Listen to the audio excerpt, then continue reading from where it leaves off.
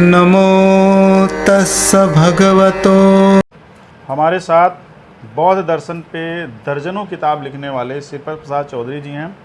आप कपिलवस्तु उत्तर प्रदेश के रहने वाले हैं और आपका घर जो है मरवटिया कुर्मी है गांव, और कपिलवस्तु के ही पास है। सर ने बौद्ध दर्शन को बहुत बारीकी से पढ़ा, जाना और समझा, और इनकी किताबें सर की आई। और सर मैं आपसे ये कहना चाहूँगा, जो कुर्मी समाज है आज के डेट में जो है, ये पूरी तरीके से दूसरी धर्म की तरफ चला गया है, ये अपने अस्तित्व को भूल गया है। तो आप कुर्मी समाज से, आपके माध्यम से क्या अपील रहेगी, क्या मतलब रहेगा कहना कि जो है उनको क्या करना चाहिए? कुर्मी समाज के लोगों से मेरा विनम्र निवेदन है कि वे अपने पूर्वजों को जानें, पढ़ें और फिर अपने को पहचानें और प्रगति के मार्ग पर चलें। वो ये जानें कि सिंध सभ्यता के समय से ही खत्तीय वंश था, खेती बाड़ी करने वाला वंश था, जिसके हम आज वंशज हैं।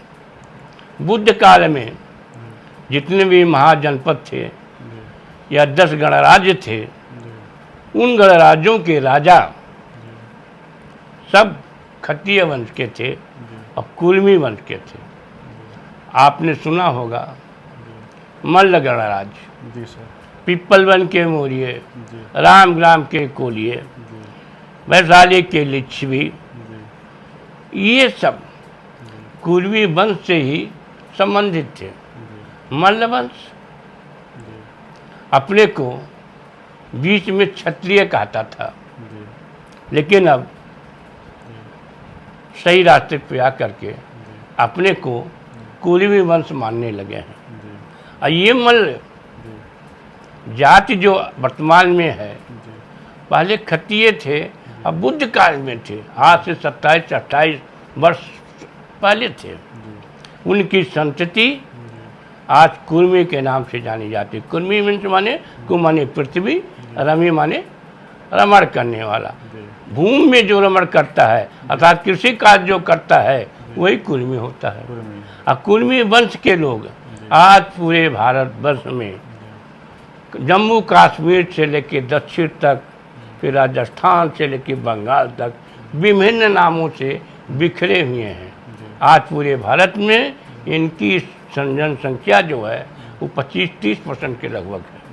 ये विभिन्न नामों के जाने जाते हैं, जैसे कुर्मी हुआ, चौधरी हुआ, पटनवार हुआ, सैंथवार हुआ, मल्ल हुआ, चनऊ हुआ, गंगवार हुआ, इसके बाद पटेल, सचान और रेड्डी। दक्षिण भारत में भी तमाम ऐसी जातियाँ, कुर्मी जातियाँ हैं जो विभिन्न नामों से जानी जाती हैं। और इस कुर्मी जाति में बहुत से महान विभूतियाँ पैदा हुई हैं, राष्ट्रपति से लेकर के प्रधानमंत्री तक हुए हैं, और आज भी तमाम ऐसे महान विभूतियाँ हैं जो राजनीति में, सामाजिक क्षेत्र में अपने नाम को बुलंद किए हुए हैं। तो आप अपने को पहचानें। आप कोई पिछड़ी जात के अंतर्गत न समझें। पिछड़ी जातियाँ या जो अन्य जातियाँ SC/ST बनाई गई हैं, वो तो हम लोगों ने बनाया है। वर्तमान स्थिति है, वर्तमान स्थिति है। ऐतिहासिक पहले स्थिति ये अलग है। सब शूद्र जात में आते थे, जैसे 4 वर्ण बना हुआ था, ब्राह्मण, क्षत्रिय, वैश्य, शूद्र। तो ये सारी जातियाँ जो थी वो शूद्र की श्रेणी में आती थी, जो रखी गई थी। हाँ, रखी गई थी। ये सब कर्मकार थे, इनका कर्म करने वाले थे, इनका स्वतंत्र अस्तित्व था, स्वतंत्र रोजगार था, और समाज के आर्थिक रूप से, राजनीतिक रूप से इनका प्रभुत्व भी था। तो सर ये बताइए कि शूद्र तो ये थे नहीं, शूद्र इनको बनाया गया? इनको बाद में बनाया गया, ब्राह्मणों ने बनाया इनको शूद्र। शूद्र ये थे मैंने नहीं, आप एक शूद्र बनाया इतिहास पढ़ेंगे, छत्रपति शिवाजी का जब राज तिलक होने लगा तो ब्राह्मणों ने कहा, अरे ये तो राजा होते हुए भी शूद्र हैं, इनका हम राज तिलक नहीं कर सकते हैं।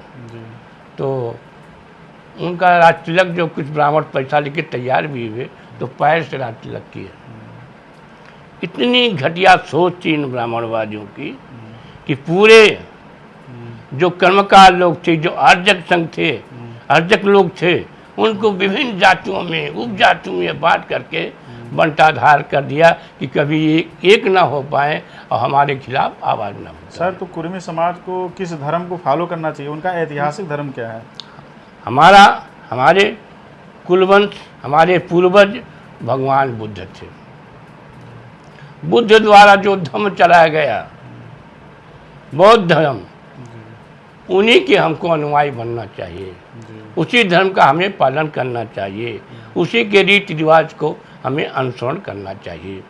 तो कुर्मी समाज के जो लोग हैं, बौद्ध धर्म की तरफ उनका झुकाव बढ़ रहा है जी, और आगे भी बढ़ेगा। और सर, आपकी किताबें उनका मार्गदर्शन का काम करेंगी जो है। जी। तो कुर्मी समाज को क्या बौद्ध धर्म का अध्ययन करना चाहिए? बिल्कुल करना चाहिए। बौद्ध धर्म का अध्ययन केवल कुर्मी समाज को नहीं, सारे समाज के लोगों को करना चाहिए। यहाँ तक मैं कहता हूँ ब्राह्मण समाज को भी करना चाहिए, क्योंकि भगवान बुद्ध के जो अग्र श्रावक थे वो थे ब्राह्मण, आयुष्मान, सारपुत्र और महामुगलान। और अधिकतर उनके शिष्य जो थे वो ब्राह्मण ही थे। क्यों थे? क्योंकि भगवान बुद्ध का धर्म उन्हें अच्छा लगा, सुगम लगा, मध्यमार्गी लगा। भगवान बुद्ध ब्राह्मण विरोधी नहीं थे। ब्राह्मण विरोधी, भगवान बुद्ध ने कभी ब्राह्मण का विरोध किया ही नहीं। जी, यही बात उन्होंने पाखंड का विरोध किया। समाज में व्याप्त जो पाखंड था, जो अंधविश्वास था, जो रूढ़वादी विचारें थी, जो अंधविश्वासी कर्मकांड थे, उसका उन्होंने विरोध किया था। वो चाहे किसी भी जाति समुदाय, चाहे जी, वो तो हर जातियों में है, हर समुदाय भगवान में बुद्ध है। के जो शिष्य थे वो तमाम समुदाय के जी, लोग थे। हर समुदाय के लोग थे। ब्राह्मण भी थे, क्षत्रिय भी थे, वैश्य भी थे, शूद्र भी थे। नाई समाज से कोई विद्वान था सर? हाँ, नाई समाज से महाभिक्षु उपाल थे। उपाल जो है, उन्होंने विनय पिटक का संग्रह किया था राजगृह में। जी। और लोहार समाज से कौन विद्वान थे? चुंद कुमार थे, जिनके यहाँ भोजन किया था भगवान बुद्ध ने। क्या कोई अछूत भी था भगवान बुद्ध का जो शिष्य रहा हो?